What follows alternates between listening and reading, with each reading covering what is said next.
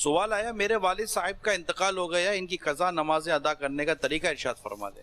اب اگر ان پر قضا نمازیں تو اس کا حساب لگا لیں کتنی نمازیں قضا ہیں۔ 12 اور 15 کے درمیان لڑکا بالغ ہوتا ہے، 12 سال سے لے کر سمجھو 60 سال کی عمر میں انتقال ہوا۔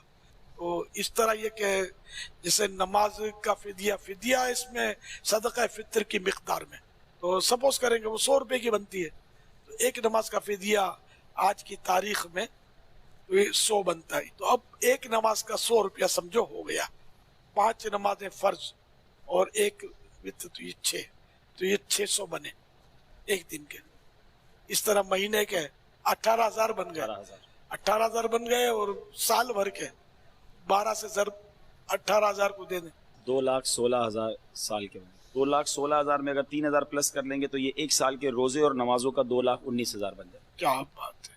تو یوں جیسے کہ آپ اتنی رقم ہے آپ کے پاس اور آپ دینا چاہتے ہیں، تو یہ بھی طریقہ ہے، اس کا ہیلہ شرعی کی اجازت ہے اس میں کہ کسی فقیر شرعی کو جو حقدار ہو، جس کو زکوٰۃ دی جا سکتی ہو، ایسا کوئی فرد آپ کی انڈرسٹینڈنگ ہے کسی سے، تو اس کو یہ دے دیں۔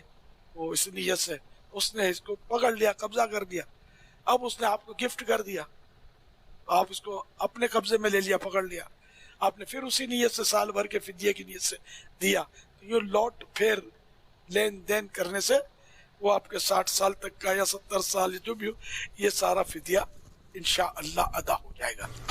یہ ہیلہ علماء نے لکھا ہے، کیونکہ ورنہ اتنی ساری رقم ہر ایک دے نہیں سکتا ہے نا، یہ آسان ہے۔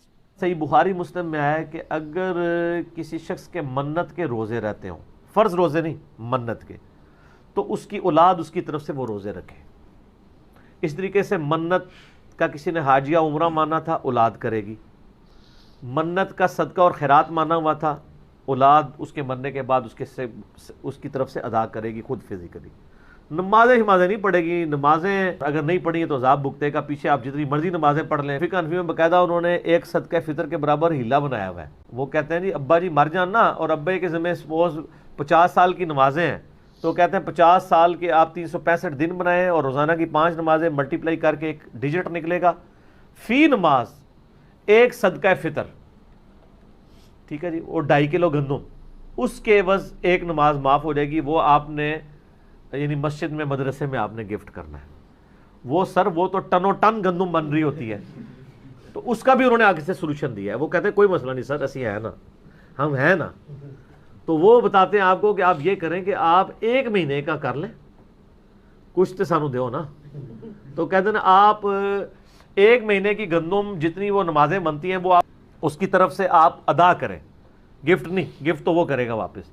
وہ کہیں جی میرے ابا جی کی 8 سے جو 30 سال پہلے مہینے کی نماز چھوٹی تھی نا، اس پورے مہینے کا صدقہ فطر آپ کے لیے۔ تو آگے وہ جو عالم صاحب ہیں نا، وہ لیں گے، وہ آپ کو کہیں گے اچھا جی یہ میں نے گندم یا پیسے اس کے ایکویلنٹ لیے، یہ میں آپ کو گفٹ کرتا ہوں۔ تحفہ تو آپ کسی کو بھی دے سکتے ہیں، تو وہ آپ کو واپس گفٹ کرے گا۔ آپ پھر اس کو کہیں گے اچھا جی 30 سال پہلے اس سے اگلے مہینے کا، اس طرح رہے گا۔ تو 1 مہینے کا کرتے کرتے کرتے پائے جی ابا بچ جائے 3 مہینے دے پیسے، تے کوئی مہنگا سودا ہے کسی کا ابا بچ جائے۔ یہ لادہ بات ہے، قرآن میں لکھا ہے کہ اگر زمین بھی پوری فدیہ دے دی جائے تو اللہ کے عذاب سے بھی کوئی بچ سکتا۔ وہ تو قرآن ہے نا، کتابوں کا دین اور بابوں کا دین اور، وہ تو قرآن ہے نا۔ یہ بابے نے پھر ایک کہانی کرائی ہے، وہ کرتے کرتے کرتے کرتے پھر انہوں نے باقاعدہ پورا لکھا، انہوں نے کہا جب اینڈ ہو جائے نا، جب تو اینڈ پہ آپ اس کو دے دیں۔